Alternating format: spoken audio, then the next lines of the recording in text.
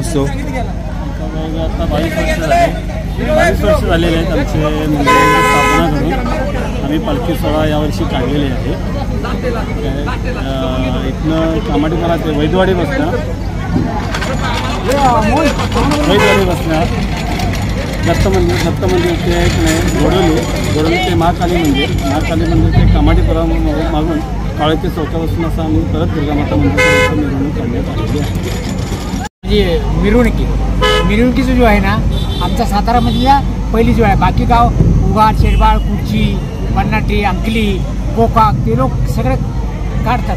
सोलापूर आमच्यातला दरवर्षी असतात त्यांच्याकडे। आता 3 वर्ष आमचं 3 वर्षापासून म्हणजे आतापासून 3 वर्ष दरवर्षी आम्ही पालखी काढणार। आमच्याकडे साहेब वैदू सातारा वैदू समाजामध्ये रहिवासी आम्ही सगळे वैदू समाजाचे कार्यकर्ते आहेत। पूर्ण कार्यकर्ते आहेत वैदू समाजाचे।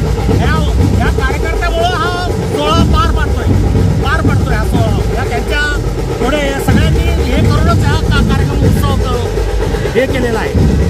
जरा कार्यकर्ते राजू वैदू हे आपले प्रकाश वैदू, हे सुनील वैदू, हे गोविंद गुडे हे आमचे जयसिंगपूरचे कार्यकर्ते।